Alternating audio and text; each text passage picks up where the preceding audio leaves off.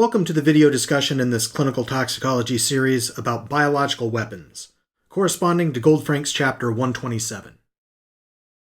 The learning objectives for this session are that you'll be able to list at least 5 microorganisms or toxins produced by microorganisms that may be used as biological weapons, and to identify which biological weapons carry a significant risk of human-to-human transmission. Biological weapons are infectious microorganisms, or in some cases, toxins produced by microorganisms, used intentionally to incapacitate or kill. Most potential biological weapons are bacteria. Some are viruses, and others are toxins. Strictly speaking, exposure to toxins causes poisoning rather than infection, so some people wouldn't categorize toxin weapons as biological weapons since they are not alive. Also, it's theoretically possible to have fungal bioweapons, it's just that none have actually been developed. The big practical issue with all potential biological weapons is whether it's possible to weaponize them. That is, to process them into a form that allows effective dispersion while still maintaining their ability to infect or to poison. In most cases, what you're looking for is a powder that can be aerosolized, and it's not as easy as that might seem at first. Anyone can dry out and pulverize a bacterial or viral culture, but can you pulverize it small enough that the powder will stay in the air long enough to be effective and still maintain virulence? The kind of investment needed to do this generally takes state-level sponsorship. It's not something any yahoo with a chip on their shoulder can afford. Many of the diseases caused by biological weapons are either infrequently seen, such as anthrax and plague, or the diseases no longer occur naturally, like with smallpox. This complicates the treatment of bioweapons exposure because we have to be able first to even recognize what's going on.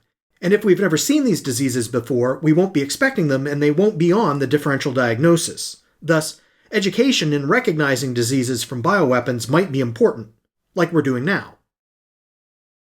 Anthrax is caused by infection with Bacillus anthracis, a spore-forming bacterium. Anthrax comes in a few distinct clinical forms. The most common form is cutaneous anthrax, from when a skin wound gets infected. In fact, the dark black eschar that forms in cutaneous anthrax is what gives the disease its name, since anthracose is Greek for coal, which is black like these lesions are black. Cutaneous anthrax is typically treated with oral antibiotics and shouldn't be a major emergency. Since cattle and other animals also get anthrax, if you eat infected meat, you can get gastrointestinal anthrax, but this is not really relevant to a discussion about bioweapons.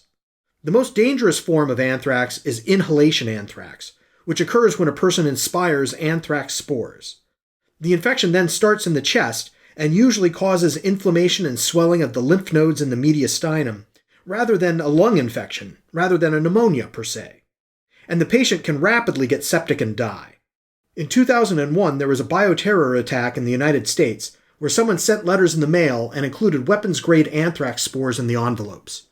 This resulted in about equal numbers of cases of cutaneous anthrax, 12, and inhalation anthrax, 11, of which 5 died. But the terror impact and disruption of normalcy was much greater than the medical impact.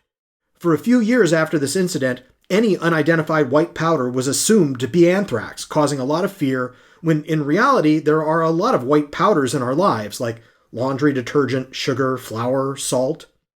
Despite inhalation anthrax causing respiratory symptoms, including cough, and infection within the chest, the victim is not expelling spores, so the disease is not contagious from person to person.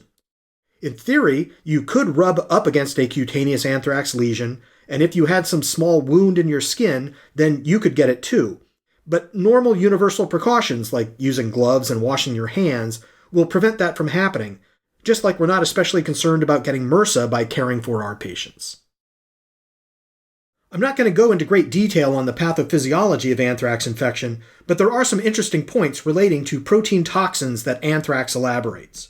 One of these toxins is called protective antigen, because if you have antibodies against it, you are protected from developing a serious infection. Protective antigen molecules will form a heptamer, which helps 2 other toxins, edema factor and lethal factor, get into the cells where they will exert their toxic effects. Thus, immunotherapy for anthrax ought to be directed toward protective antigen. Regarding treatment options for anthrax, we need to consider what we'd do if someone was just exposed to the spores before there was a chance for them to get sick, or if we are treating active disease from an established infection. Post-exposure prophylaxis can be accomplished with oral Cipro or doxycycline. And Cipro is good for several other bioweapons too, so it's a key component of stockpiles for use in case of bioweapons incidents.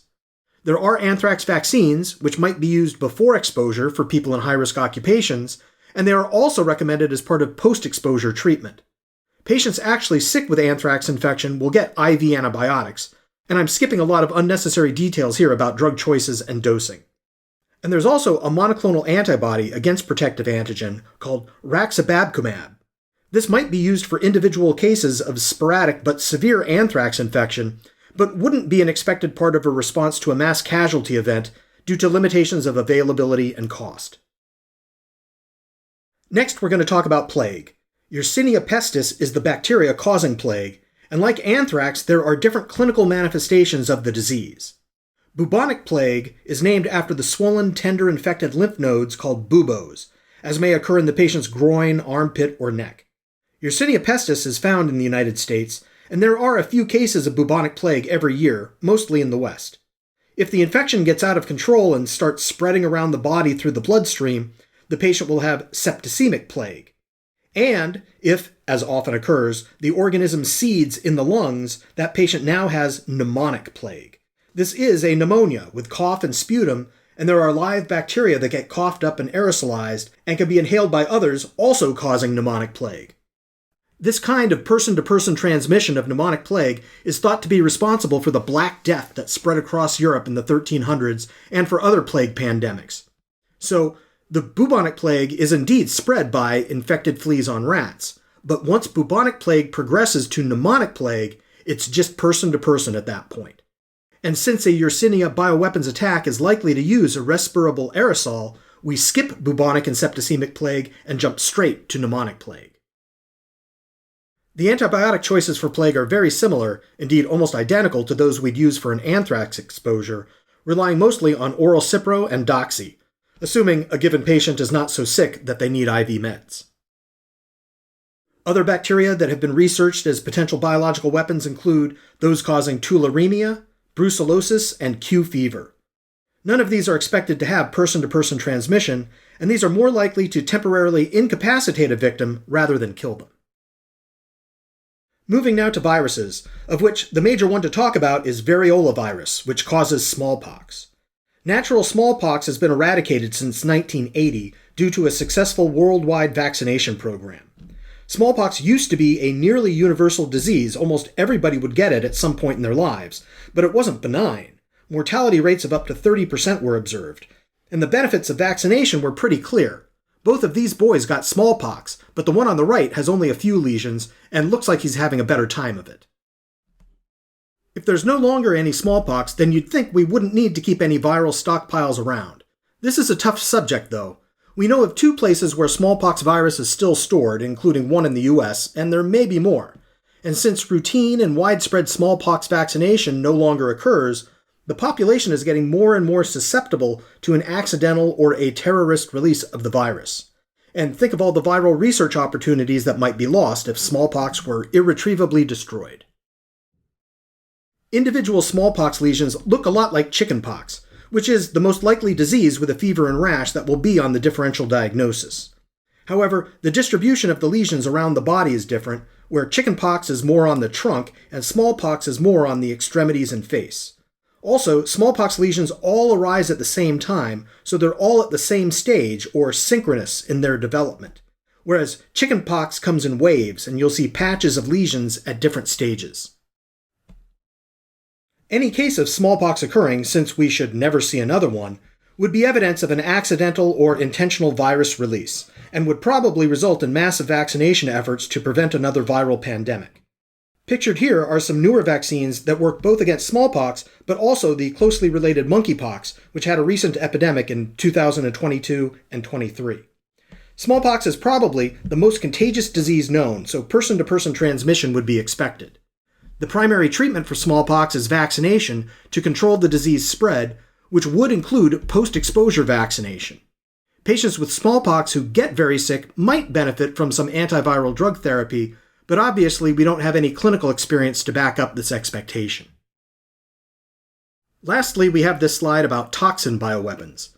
Assuming you can formulate them into a respirable aerosol, the most dangerous toxin bioweapons would be botulinum toxin and ricin, both of which are discussed in more detail in other videos in this series. Well, that's my brief overview of biological weapons.